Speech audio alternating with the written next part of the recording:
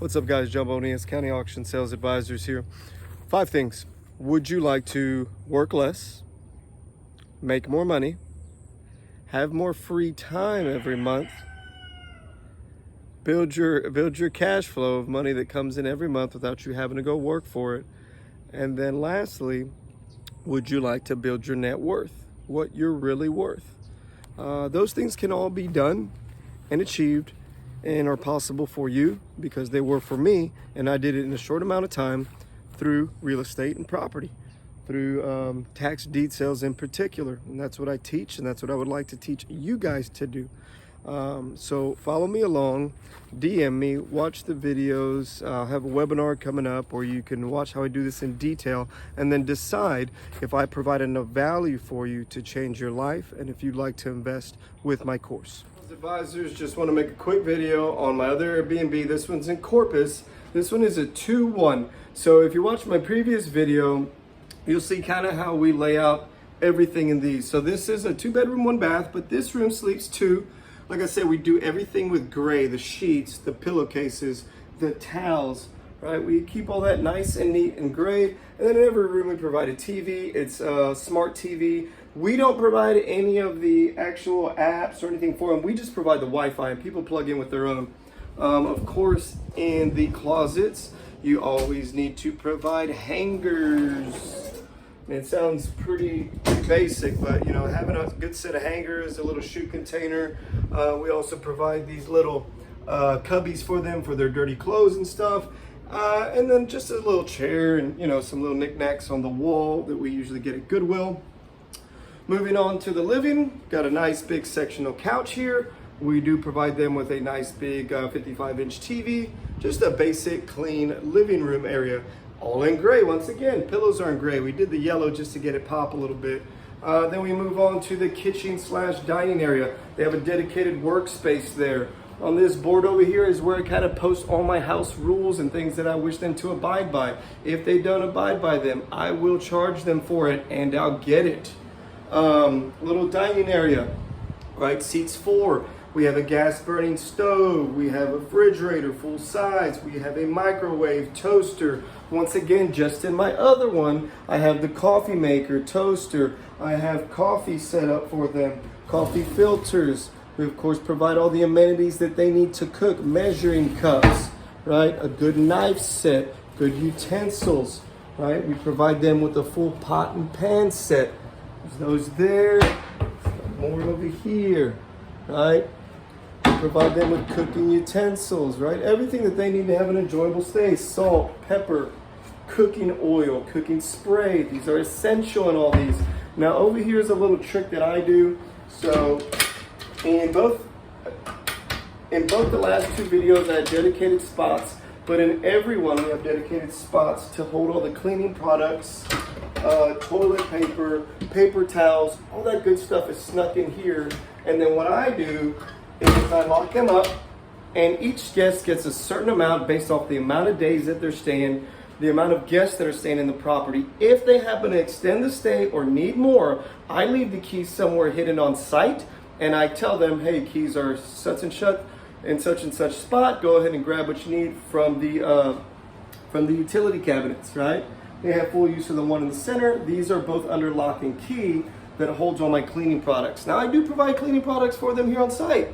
They have a good amount to survive here, okay? It's just if they extend their stay or happen to use more than the 6 rolls of toilet paper I leave them, then I'll go ahead. Because there's one thing you'll know, if you leave extra stuff out, people are gonna put that in their bags, and if you leave a 24 case of toilet paper out, especially in times like COVID, you know that shit's gone. Okay, they may use the 2 rolls, but them other 10 rolls, they're in their bag. So just so you don't have those extra expenses, go ahead and always have your stuff under lock and key. Now we have a full-size washer and dryer here. I do provide them with soap, fabric softener, cleaning, fabric sheets, and then bleach, right? Stuff you need to get clean. We also have extra bedspreads, pillowcases, sheets, stuff up there. And that's that. Moving on over here, we just have a simple bathroom. Now, what I did love about this property when I acquired it is it had a nice stand-up shower, ADA approved, right? So I can put this as an ADA approved bathroom. It has a 36-inch wide door opening here, so you can fit a wheelchair in here. We got the rails, we got all that good stuff. Nice, clean, basic, but ADA approved, okay? We always provide toilet paper, washcloths, extra towels, toilet paper, blow dryer. All these things are going to be needed. We even provide a little first aid kit here, basic stuff, right? But it's needed. But we keep everything clean and basic, right? Hand soap, hand sanitizer. And then moving on to the last bedroom over here.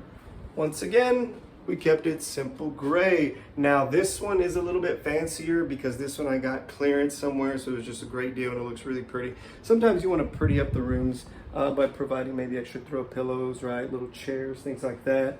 Over there in that corner, we do provide starch and an iron, and it's on a cool little old ironing board, right? Just whatever for a little pop. L and the V, I don't know who that is, but it stands for love, or I like velvet. I don't know. Got them at Goodwill, right? Got it all at Goodwill. All these fixtures are at Goodwill. Now, what we do provide new always is towels, bedspreads, mattresses, carpets. Most of this stuff is all brand new. Stuff like this, boom. Those little knickknacks, the stuff on the walls. We usually find that at Goodwill, or you can find that used or garage sales. You can find great furniture at about 30% of the cost that you're gonna get it buying it brand new, right? Ironing board, of course, you know, they got their full-size closet here. This is a queen bed, so this sleeps two, so we leave them two little cubbies for their dirty clothes. But that's pretty much it, guys. It's basic. They have private parking in the front. I picked this one up super cheap at a tax deed sale. Now, what I've already made off of this in the first, I didn't launch this one till June of this year, May, because May, June, July, August. I've already had this one up for 4 months, and I'm already seeing over $9,000 back to me. And that's net, okay? That's net. That's what I'm actually getting paid and deposited, right? Because when you have these, you always do have expenses that you need to cover. But by far, this is the best way to do this. So I'm here now, and the reason I'm here now is because, you know, with this, it's not as easy as people think, right? You gotta clean these places. So I had a dedicated cleaning crew that I had here in Corpus Christi. Now, what ended up happening on my last stay is I had a guest send me some pictures. They were dissatisfied with the cleaning and that it was just dirty. Looked like it hadn't been vacuumed, looked like it hadn't been wiped. I said, cool, send me the pictures. They sent me the pictures, that's what they showed. So I gladly refunded them the money and I told them, sorry, you know, lost $569. Lost $569 for a 5-night stay. It's a lot of money to lose for a 5-night stay because your cleaners start slacking. So I live in San Antonio. These guys are in Corpus. They obviously screwed up on the cleaning and have been getting lazy as of late, I guess. So I came down here, checked it out. In fact, there was a lot of stuff missed, not what it needs to be Airbnb. These must be immaculate. Like, they gotta be super clean. They don't need to be super nice, just super clean. Have some nice things in them.